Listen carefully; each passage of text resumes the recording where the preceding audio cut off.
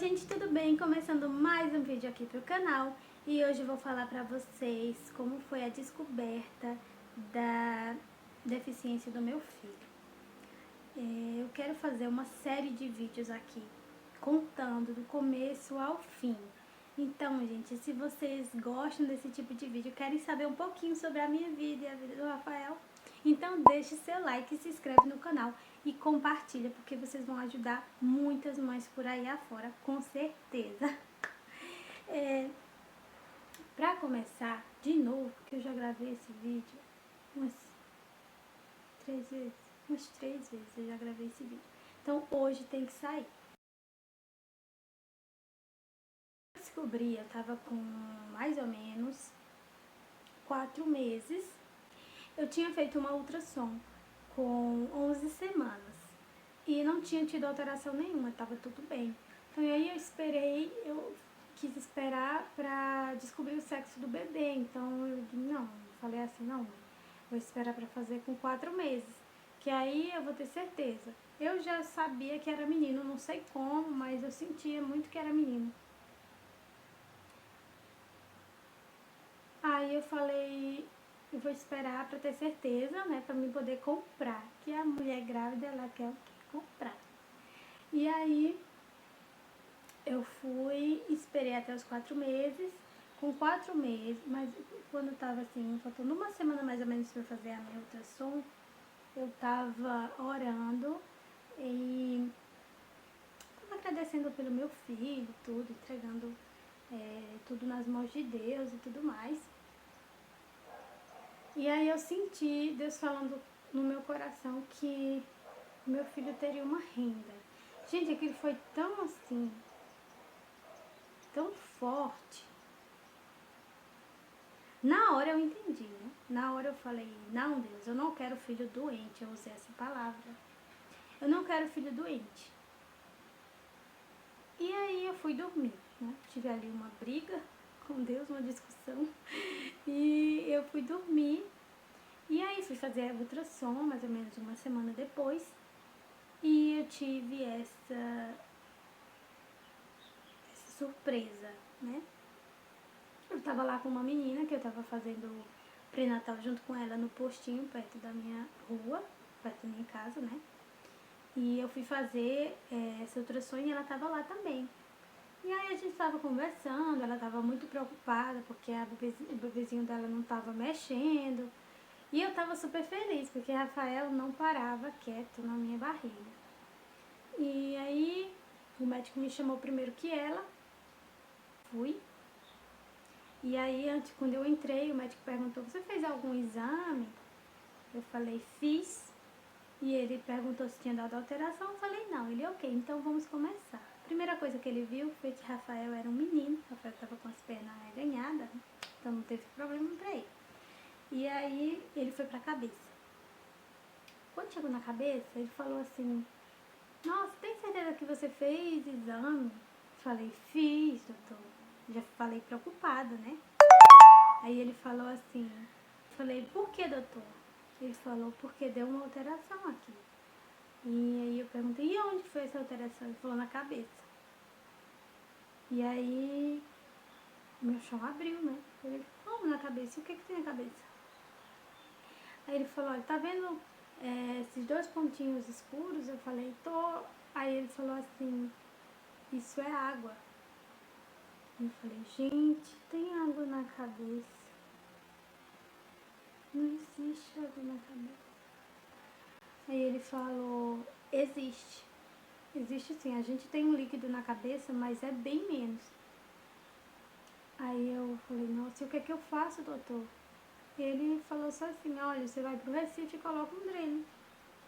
E não falou mais nada. Me colocou praticamente pra fora da sala. Agora você pode já sair, que a sua ultrassom vai sair e elas vão te entregar lá fora. E eu saí atordoada, né?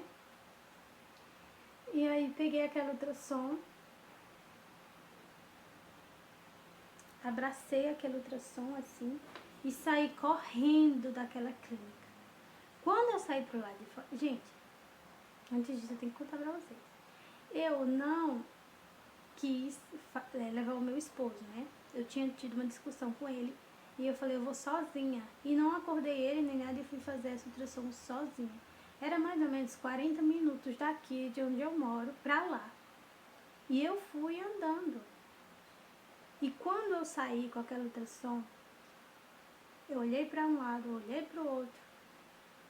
Falei, eu não sei voltar pra casa. Eu não sabia voltar pra casa mais. Eu estava tão atordoada que eu não sabia o caminho que eu tinha pegado.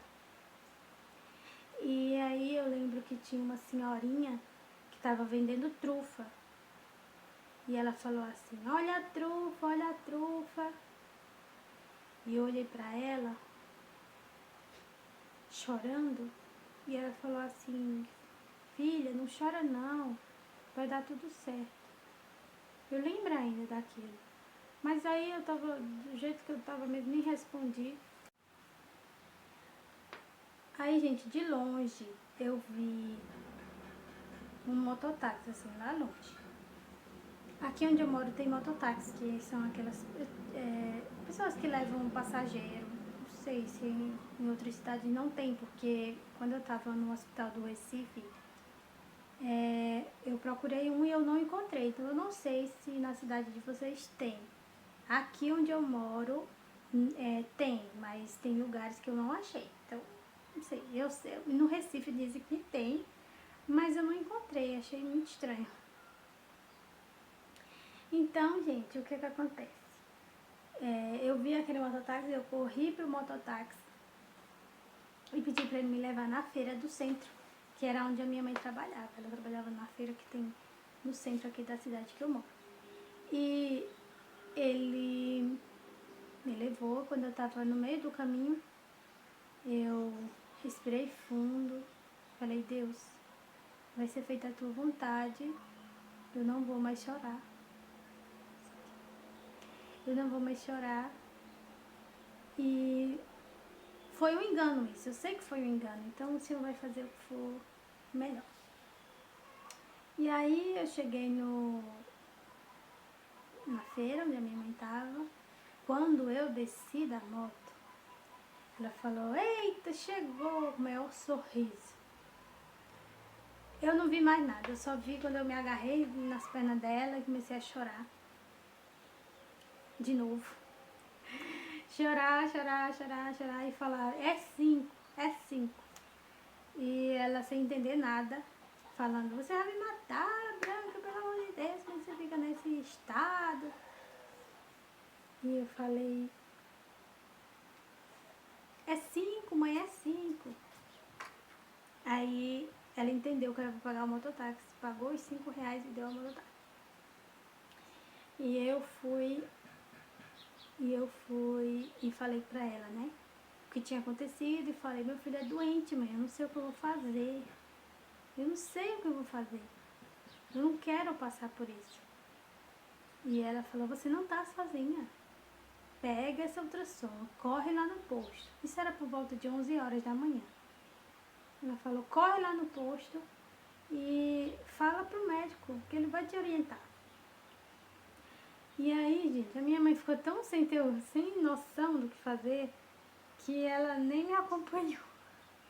Nem me acompanhou. Eu fui embora sozinha, ela foi depois, mas na hora ela ficou, nem lembrou.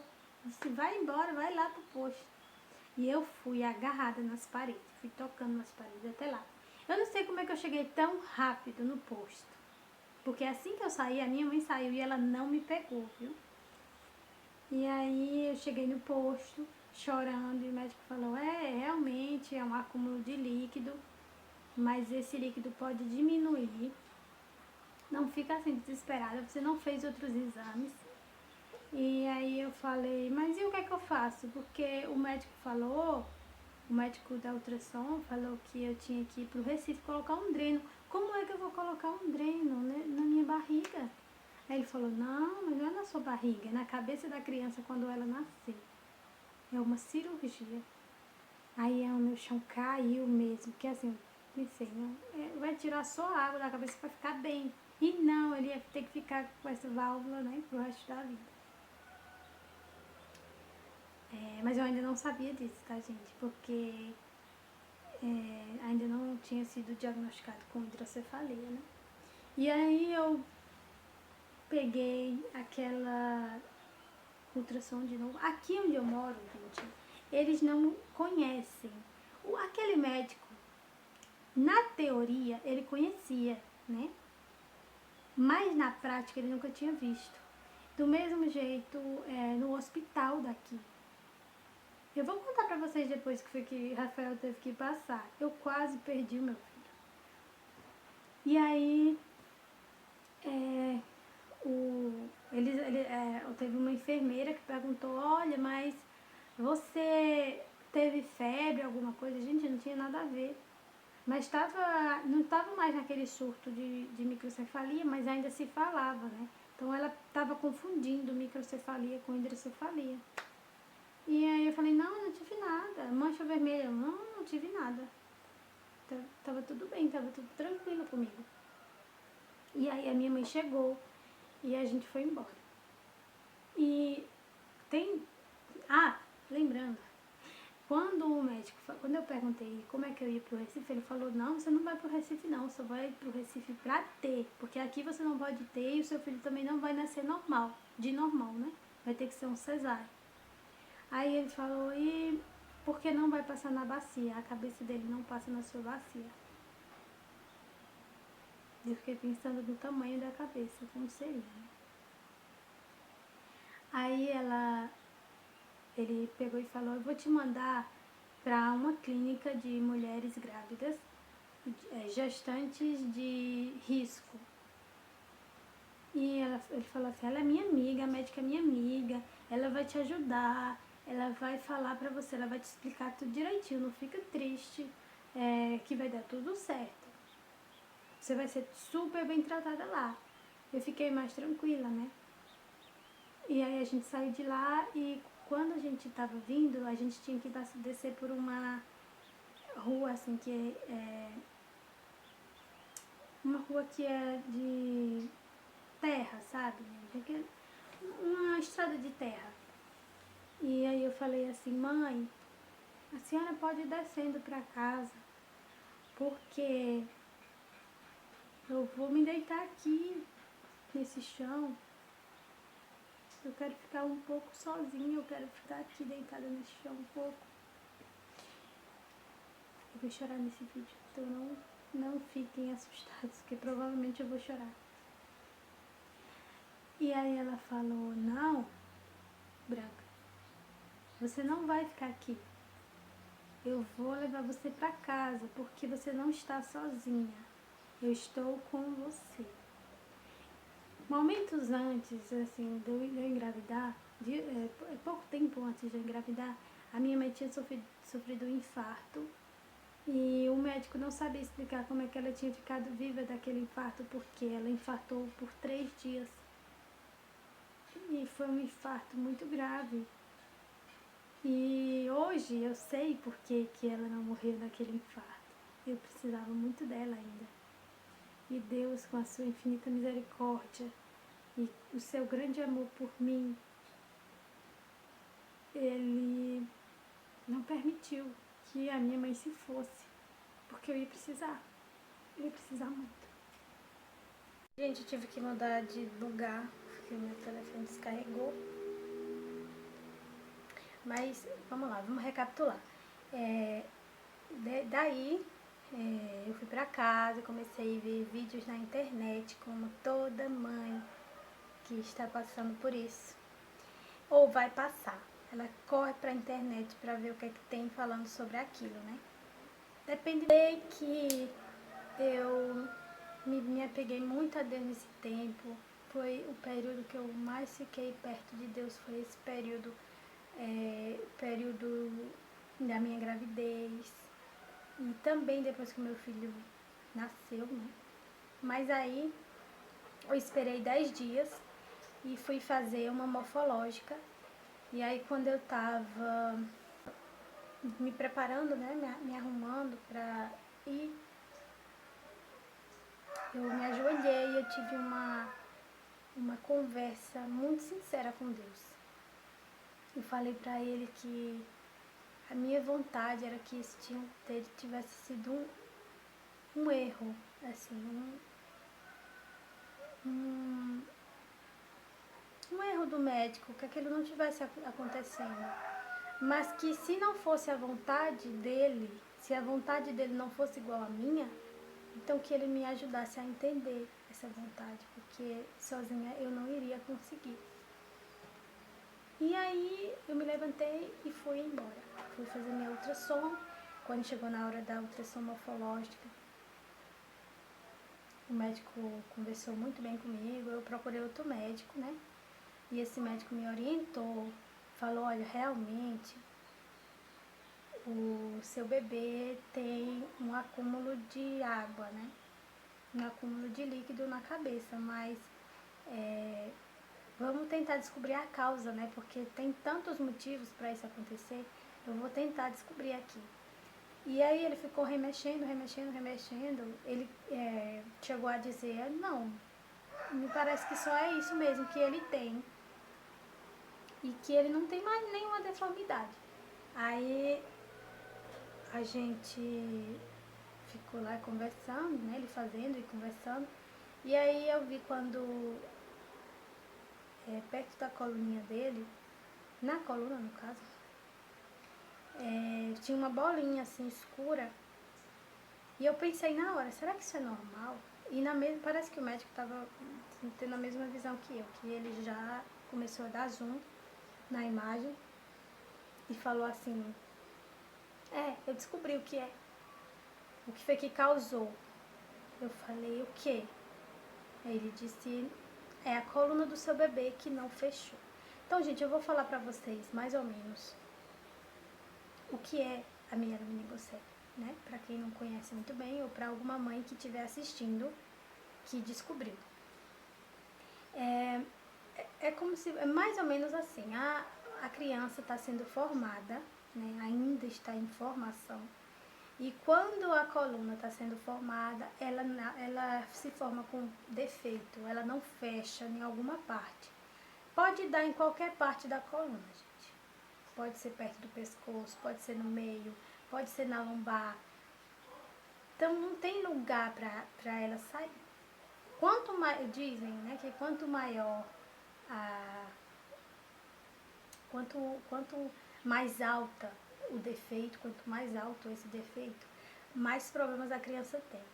Eu não concordo com isso, eu concordei, né, porque no começo, porque o meu filho, ele tem uma mielo muito alta, mas ele não tem pé torto, eu não preciso puxar sonda para ele fazer xixi, ele faz xixi sozinho, ele faz cocô sozinho, ele não toma remédio para fazer cocô. Então, gente, é muito assim, de criança, eu não costumo, quando eu converso com alguma mãe, eu sempre falo, olha mãe, o seu bebê não é igual ao meu, não é igual ao de ninguém. Cada criança é uma criança.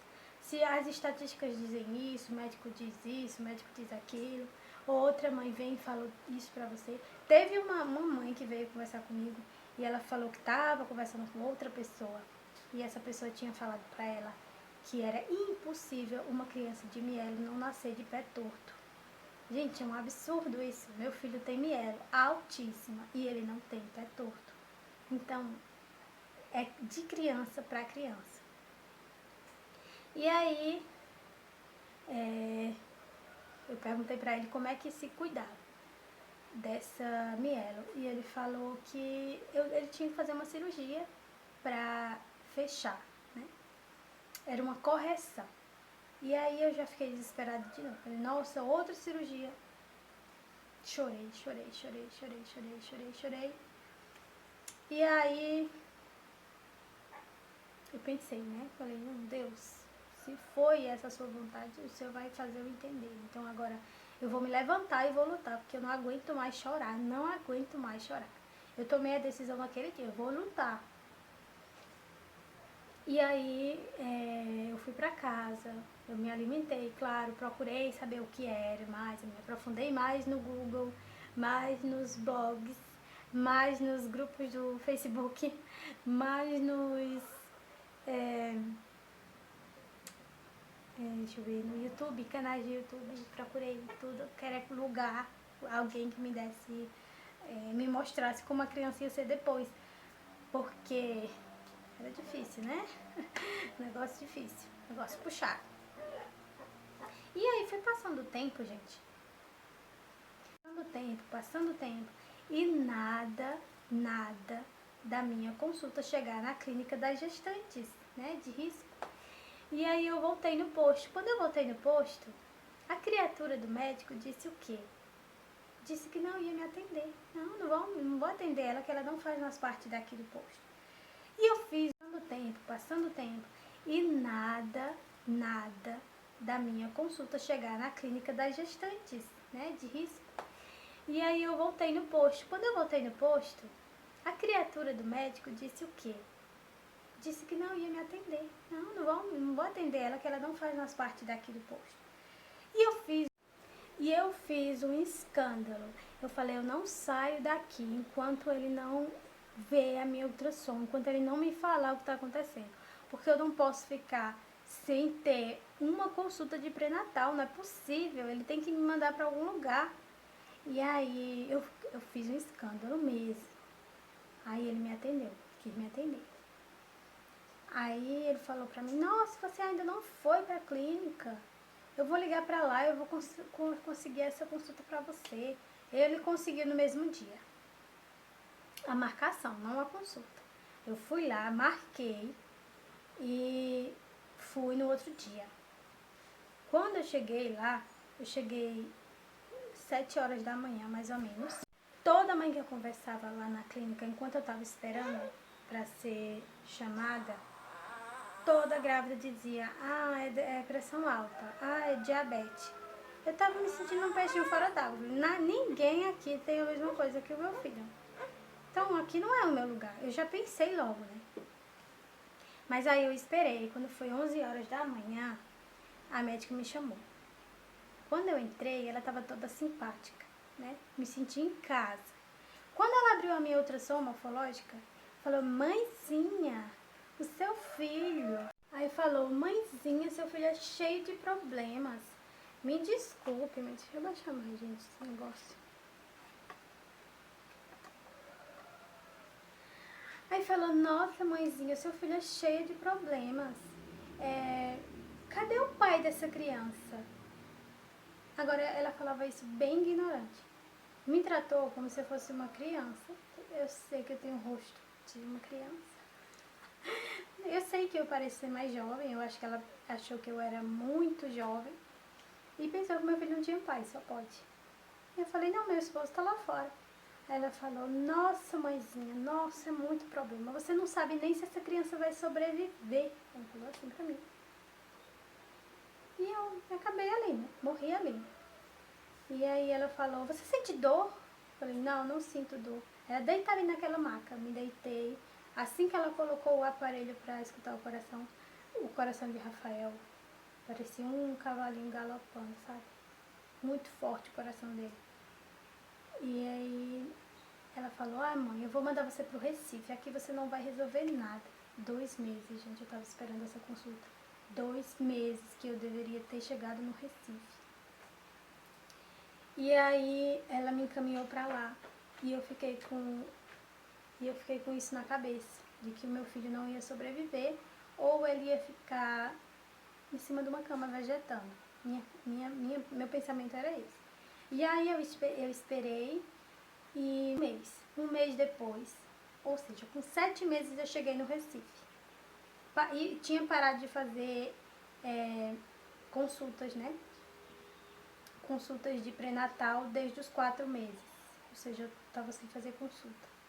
E aí eu cheguei com 7 meses lá no Recife e eu fui muito bem tratada. O médico falou que eu não ficasse nervosa, que a culpa não era minha, que eu não tinha como saber que eu tinha insuficiência de ácido fólico.